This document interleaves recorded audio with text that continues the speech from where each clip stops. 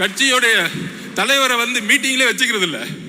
So உங்க கட்சிக்கு booth committee மீட்டிங்ல இல்ல, அதுக்குள்ள ஏன் கட்சியை பார்த்து ஏன் தலைவரை பார்த்து என்ன ஒரு பெண்களை நோக்கிய விமர்சனம் எழுதி வைத்துக் கொள்ளுங்கள். பெண்களை நோக்கிய விமர்சனம் தூக்கி எறியப்படுவார்கள் தமிழக அரசியலில்.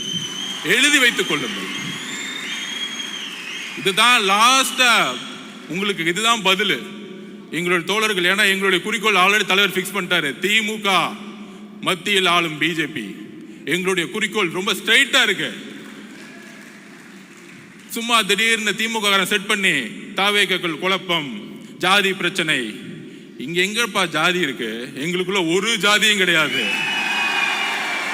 இந்த ஜாதியை உருவாக்குனது நீங்க. 70 வருஷமா திமுக தான் ஜாதியை உருவாக்கி தேர்தல் அரசியல் வச்சிட்டு இருக்கீங்க. யாருக்கு தெரியுதோ? எனக்கு தெரியும். அங்கிருந்தா வந்த வேலை பார்த்துட்டு உடனே கேட்பாங்க, நீங்க அங்கதானே வேலை பார்த்தீங்க? திரு எம்ஜிஆர் அவர்களும் 20 வருஷத்துக்கு மேல அங்கதான் வேலை பார்த்தாரு. உண்மை தெரிஞ்சிச்சு, வெளியே வந்துட்டாரு. அவ்வளவுதான் சப்ஜெக்ட். எம்ஜிஆர் நடிச்சிருந்தா உட்காந்து கான்ட்ராக்ட் வாங்கிட்டு சம்பாதிச்சுட்டு இருக்கலாமே, ஏன் வெளியே வந்தாரு? அண்ணாவுடைய குறிக்கோளை நிறைவேற்ற முடியல, வெளியே வந்தாரு.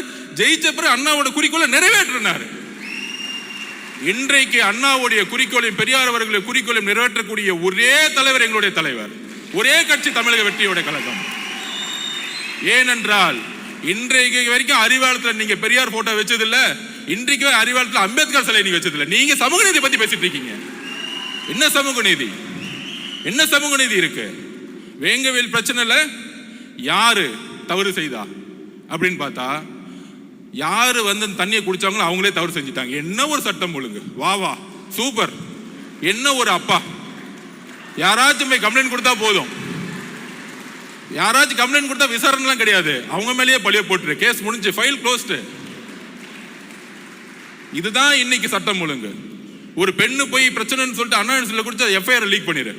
அந்த பெண்ணை கேவலமா பேசட்டும் சமூகம். இதுதான் காவல்துறை. நம்ம காவல்துறையை திட்டுறோம். காவல்துறையெல்லாம் திட்டவே கூடாது. காவல்துறையை யார் கண்ட்ரோல் பண்ணிட்டு இருக்கா? நம்மளுடைய அப்பா ஹோம் மினிஸ்டர் தான். அப்பா வேற யாரு? ஹோம் மினிஸ்டர் சரியில்லை. பிரச்சனை ஹோம் மினிஸ்டர் சரியில்லை. இங்க காவல்துறை பாவம். அவர் என்ன பண்ணுவார்? ஐபிஎஸ் அதிகாரி மேல இருந்து ஆர்டர் வரணும்ல. மேல இருந்து ஆர்டர் வராம இல்ல தூக்கி 3 பேரை போட்டு, ஏன்? OBC consolidation. இந்த அரசியலை தூக்கி எறிங்க.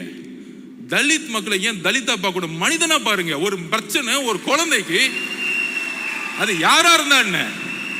அது யாரா இருந்தான்னு கேட்டேன். அக்ரகாரத்தில் ஒரு பிராமின் குடிச்சாலும் நான் கொஸ்டின் கேட்போம். எந்த ஜாதியா இருந்தாலும் எங்களுக்கு கவலை இல்லை. மனிதம் தான் என்னுடைய தலைவருக்கும் எங்களுக்கும் முக்கியம். மனிதத்தை நேசியுங்கள். ஒரு தவறு நடந்தால் ஒரு காவல்துறை எடுக்கக்கூடிய முடிவுகள் அரசியல் ரீதியாக இருக்கிறது. அதனால்தான் காவல்துறைக்கு இன்னைக்கு கை கட்டப்பட்டிருக்கு.